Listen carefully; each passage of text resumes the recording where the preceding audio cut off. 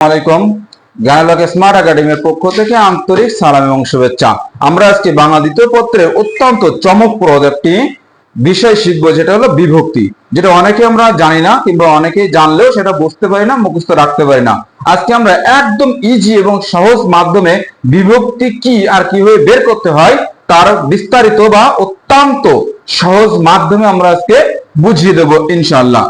এখানে বিভক্তি আছে মোট 7 প্রকার।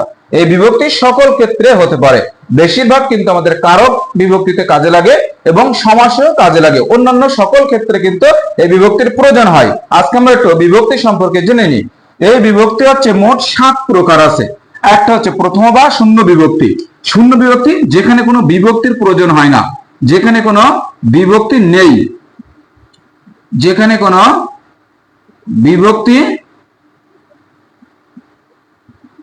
নেই বা কখনো কখনো ওয়া থাকতে পারে, এরকম এগুলো হচ্ছে শূন্য বিভক্তি।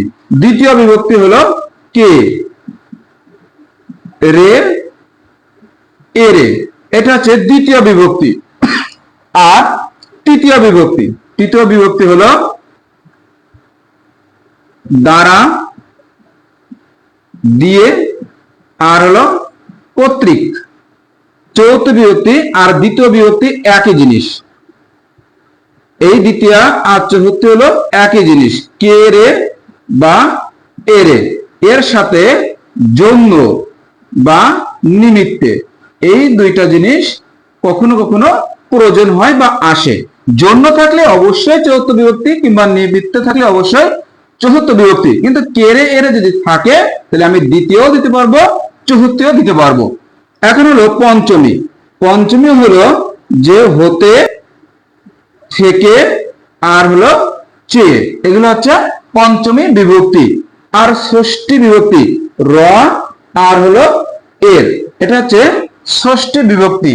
আর সপ্তমী বিভক্তি ইয়ে, ইয় আর তে। এইভাবে কিন্তু আমরা বিভক্তিগুলো মনে রাখতে পারবো। এখন কোনটার কাজ কি আমরা একটু দেখে নিই। এখানে যদি আমি লিখি যে ডাক্তার ডাকো, তাহলে এইখানে এটা কোন বিভক্তি আছে? এখানে আছে ডাক্তারের নিচে দাগ আছে, কিংবা এরকম একটা শব্দ আছে। তাহলে এইখানে যে ডাক্তার, এটা কিন্তু একটা শব্দ, ডাকো এটা কিন্তু একটা শব্দ। তাহলে এইখানে কিন্তু কোনো বিভক্তি আসি নাই। তাহলে এইটা কিন্তু শূন্য বা প্রথমা বিভক্তি। এটা হচ্ছে প্রথমা বা শূন্য বিভক্তি। আমি যদি বলি যে রহিমকে খাবার দাও, যদি আমি লিখি রহিমকে খাবার দাও, তাহলে এই রহিমকে, তাহলে এখানে কাকে খাবার দাও, এখানে কে আসছে এই রহিমের। রহিম কিন্তু মূল শব্দ, রহিমের সাথে এই কেটা যুক্ত করা হয়েছে। তাহলে এইটার নাম হচ্ছে এই কে। তাহলে এটা কোন বিভক্তি হবে? এটা অবশ্যই কিন্তু দ্বিতীয় বিভক্তি হবে। এরপরে আমরা আসব যে এই কলমে, এই কলম দিয়ে ভালো লেখা হয়, আমরা এরকম লিখলাম।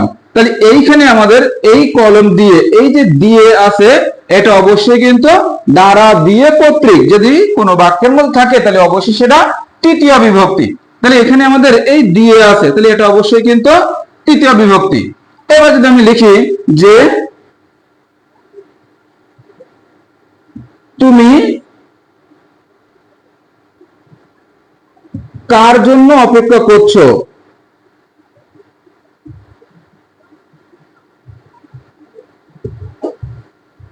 যদি আমি বলি যে তুমি কার জন্য অপেক্ষা করছো, তাহলে এখানে জন্য আছে, এই জন্যটা দেখে বুঝে নিতে হবে এটা চতুর্থ বিভক্তি। এরপরে আছে যদি আমি লিখি ছাদ থেকে নদী দেখা যায়, যদি আমি লিখি ছাদ থেকে নদী দেখা যায়, তাহলে এই যে থেকে আছে, এই থেকেটা হলো অবশ্যই এটা পঞ্চম বিভক্তি এটা। এরপরে যদি আমি লিখি রহিমের কাছে বইটা দাও, তাহলে আমি রহিমের, রহিমটা কিন্তু মূল শব্দ, তাহলে রহিমের, তাহলে এখানে এর আছে, তাহলে অবশ্যই এটা কিন্তু ষষ্ঠী বিভক্তি, যে রহিমটা হচ্ছে মূল শব্দ, ওর সাথে এর যুক্ত করা হয়েছে, এই জন্য কিন্তু এটা রহিমের হয়ে গেছে, তাহলে অবশ্যই এটা কিন্তু ষষ্ঠী বিভক্তি। এটা এখানে লিখতে পারি যে আমি এই কলমে ভালো লেখা হচ্ছে না, তাহলে এই কলমে ভালো লেখা হচ্ছে না। এখন এই কলমে, এই কলমটা হচ্ছে মূল শব্দ, কিন্তু কলমের সাথে কি আছে, এ কার আছে, তাহলে এ থাকলে সেটা অবশ্যই কিন্তু সপ্তমী বিভক্তি। এভাবে যদি আমরা প্রত্যেকটি বিভক্তি চিনি, যদি আমরা এই বিভক্তিগুলো মনে রাখি, তাহলে যে কোনো ক্ষেত্রে বাংলা দ্বিতীয়ের যে কোনো গ্রামারে কিন্তু আমাদের বিভক্তির প্রয়োজন হয়। তাহলে এই সাতটা যদি একটু মনে রাখার চেষ্টা করি, তাহলে আমরা বিভক্তিগুলো কিন্তু ভালোভাবে আয়ত্ত করতে পারবো, এবং যে কোনো পরীক্ষায় কিন্তু আমরা অ্যান্সার দিতে পারবো। এরকম আরো সহজ মাধ্যম বা সহজ তথ্যগুলো পেতে বাংলা গ্রামারের আমরা চ্যানেলটি অবশ্যই সাবস্ক্রাইব করে রাখবো।